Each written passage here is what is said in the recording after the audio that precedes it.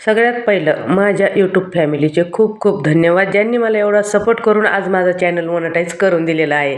तर खूप मी मनापासून सगळ्यांचे आभार मानते, माझ्या लाडक्या बहिणी आणि माझे लाडके भाऊ.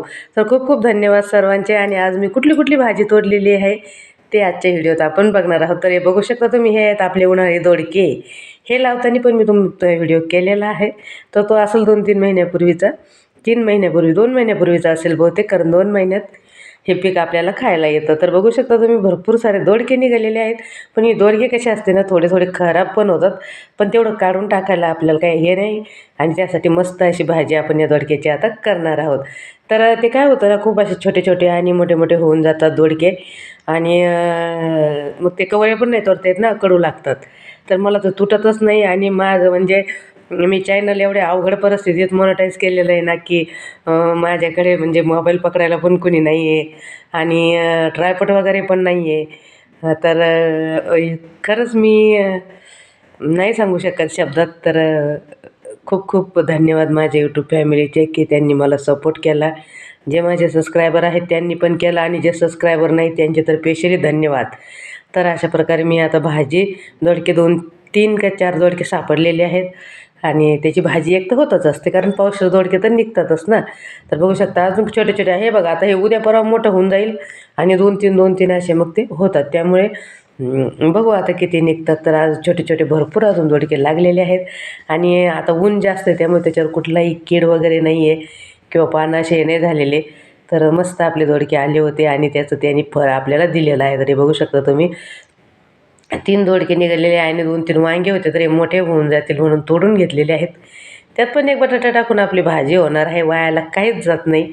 तर बघू शकता, हे बघा अशा जे आडबाजूला राहतात ना, मग ते लक्षात येत नाही लवकर, आणि मग ते मोठे होऊन जातात. काल का परवा ना खूप असे मोठे मोठे होऊन गेलेले, मी टाकून दिले. ते आता इलाज नाही त्याला, टाकून म्हणजे आपल्या गाईलाच खाऊ घातलेत. असे कुठं पण आपण फेकत नाही.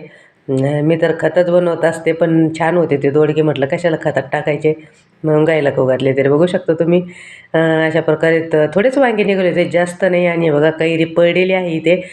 तर आपण या कैरी नाही, आता ते आंबेच झालेले आहेत. तर आपण हे तोडून घेणार आहोत, आणि भुसात ठेवणार आहोत, गव्हाच्या भुसात आंबे पिकवणार आहोत. तर बघू शकता झालेले आहेत ते, आणि एकदम ऑर्गॅनिक आहे. कुठलंही काही त्याला आपलं म्हणजे आंबा म्हणा किंवा काही म्हणा, आपण कुठल्याही याने पिकवत नाही आहे. भाजीपाला आपला सेंद्रिय असतो, तुम्हाला तर माहिती आहे. आणि आज पाऊस काय पडत नाही आहे, त्यामुळे आपल्याला नवीन भाजीपाला कुठलाही लावता नाही येऊ राहिलेला. तरी पण मी शेपू वगैरे लावलेली आहे, पण ती काही अजून आलेली नाही आहे. आणि थोड्याशा भेंड्या होत्या, थोडेसे वांगे होते, आणि ह्या कैऱ्या आंबे तोडून घ्यायचे होते. तर अशा प्रकारे आजचा व्हिडिओ आहे. तर खरंच मला म्हणजे व्हिडिओ आज नव्हताच बनवायचा, पण माझ्या यूट्यूब फॅमिलीचे मला खूप खूप आभार मानायचे होते, म्हणून खरं आजचा व्हिडिओ बनवलेला आहे. आणि आज खरं खूप, आणि खरंच ना एकदम म्हणजे मी ना काल 12-12:30ला जेव्हा मला हे आलं, मेल आला, तर मला म्हणजे मी एकदम शांत होऊन गेले होते. 2-5 मिनटं मला काहीच समजत नव्हतं, कारण मला खूप जण म्हणले की तुमचा फेस नाही आहे, आणि फेस नसल्यावर चॅनल मोनेटाईज होतं का नाही. तर मला वाटतं फेस महत्त्वाचा नाही आहे, तुम्ही काय काम करता आणि किती करता तेव्हा ते महत्त्वाचं आहे. तर काम करा, आणि छान छान व्हिडिओ बनवा. फेस दाखवाच असं काही गरजेचं नाही आहे. सगळ्यांना त्या गोष्टी शक्य नसतात, काही प्रॉब्लेम असतात. फॅमिलीचे म्हणा, काही कोणतेही काही प्रॉब्लेम असतात. तर आपण ते सगळं जपूनसुद्धा आपण एक छान काम करू शकतो, याचा मला काल अनुभव आलेला आहे. आणि जर तुमचं जर काम व्यवस्थित असेल, तर काहीही शक्य होतं. आणि इथून पुढे पण मी असंच काम करणार आहे. परमेश्वर त्याचं फळ आपल्याला नक्कीच देईल. तर बघू शकता तुम्ही, अशा प्रकारे मी हे तोडून घेणार आहे भेंडी. तर भेंडी थोडीच निघाली, भेंडी काही जास्त नाही निघालेली. ती पण काय होते ना, उन्हाळ्यात असल्यामुळे ना ती लवकर निबर होऊन जाते, आणि जास्त मोठी पण नाही झालेली भेंडी. तर त्यामुळे जर अशा प्रकारे आपण हे सगळे भाजीपाला एवढा असा निघालेला आहे, तर हा तोडून घेतलेला आहे. आता इथून पुढे पाऊस जास्त आता व्हायला पाहिजे. खरं तर पावसाचं तर लय झालं आहे.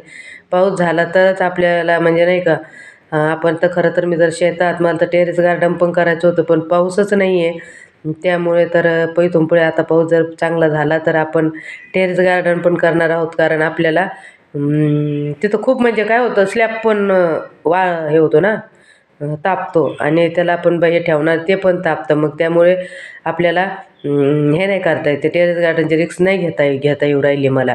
तर उगाच आपण एवढा मोठा खर्च करणार, त्याला सगळं बाहेरून मागावं लागणार आहे, झाडं नर्सरीतून आणावं लागणार आहे. तर त्यामुळे मी काही अजून टेरेस गार्डनचा विचार केलेला नाही आहे. पाऊस जर पडला, छान वातावरण थंड झालं, तर मी नक्कीच टेरेस गार्डनचा विचार करणार. तोपर्यंत आपल्या याच गार्डनमध्ये छान छान भाज्या लावायच्या आणि एकदम सेंद्रिय भाज्या आहेत, भाज्या काढायच्या, खायच्या आणि व्हिडिओ पण करायचा. तर आपण कुठल्याही तोट्यात नाही आहोत. आपल्या भाज्या पण होतात घरी, भाजीपाल्याचा खर्च वाचतो आणि वरून सेंद्रिय भाजीपाला आपल्याला खायला भेटतो, जेणेकरून त्याला कुठलीही रासायनिक फवारणी वगैरे नाही आहे. तरी बघा असे वांगे राहतात, विसरून राहिले की मग ते मोठे होऊन जातात, म्हणून मी तोडून घेतलेले आहेत. तर अशा प्रकारे आपला छान छान भाजीपाला आज निघालेला आहे, थोडासा निघालेला आहे, पण चला जे जे आपण लावलेलं आहे ते एक जरी निघालं तर त्याचा आनंद एक वेगळाच असतो आणि चव तर त्याच्यापेक्षा वेगळी असते. तर कसा वाटला व्हिडिओ नक्की सांगा आणि परत एकदा माझ्या यूट्यूब फॅमिलीचे खरंच खूप खूप खूप धन्यवाद. माझ्या ताईंनी मला इतका सपोर्ट केला, मी शब्दात नाही सांगू शकत. तर इथून पुढे असाच सपोर्ट राहू द्या आणि अशीच साथ राहू द्या तुमची आणि असंच प्रेम पण राहू द्या माझ्यावर. चला भेटू आपण परत.